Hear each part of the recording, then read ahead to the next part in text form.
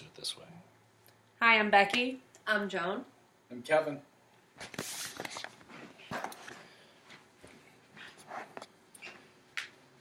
I'm Dave, and I want to talk a little bit about how 12-step programs came to be and whether there's any real way to measure their success.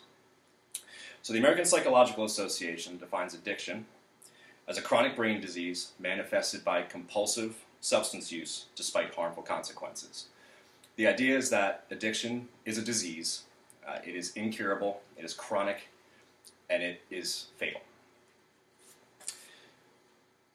The story of the 12 steps starts with one man who was trying to find a way to quit drinking, and it's now turned into sort of a worldwide group that's helped thousands and thousands of people. It starts with a man named Bill W., who was a stockbroker in New York. His career had been derailed by alcohol. He was looking for a way to quit drinking. One of his old drinking buddies who had quit drinking had found a group called the Oxford Group. And with their help, he had quit drinking and was trying to get Bill to go with them. Bill was a little skeptical about it. He checked into a hospital in New York, and according to Alcoholics Anonymous, he had a spiritual awakening while he was there. He was able to quit drinking, and once he left, he joined the Oxford Group as well, and he went out and tried to help other alcoholics.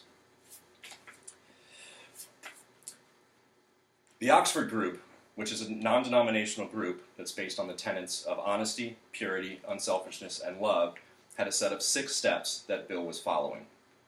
And he was using those with the other alcoholics that he was trying to help. He took a short-term job in Akron. He met a doctor who was also a struggling alcoholic. And during the course of their conversations, they realized how much power there was in one alcoholic talking to another alcoholic. And that sort of developed their idea of group sessions with alcoholics helping other alcoholics. Bill began writing the book for Alcoholics Anonymous, and he needed a treatment for people to follow. So he based his 12 steps on the 6 steps of the Oxford Group. The Big Book of AA was published in 1938. In 1939, a group in Cleveland decided to meet on their own outside of the Oxford Group in a group that would only be for alcoholics. They took their name from Bill's book and called themselves Alcoholics Anonymous.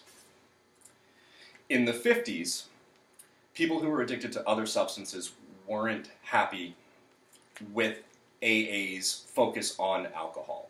So they broke off onto their own and called themselves Narcotics Anonymous. The first of these groups met in LA. Their membership grew sort of slowly. They published their basic text in 1983, and their membership exploded. The biggest differences between AA and NA are that NA focuses on all drugs, including alcohol. They make no difference, or do not differentiate between alcohol and other drugs. Everyone is welcome.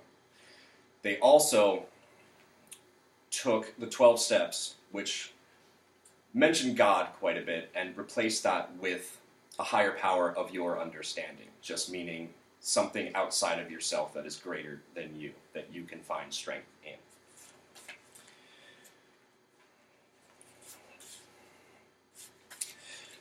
NA is now present in 132 groups, and they hold 63,000 weekly meetings.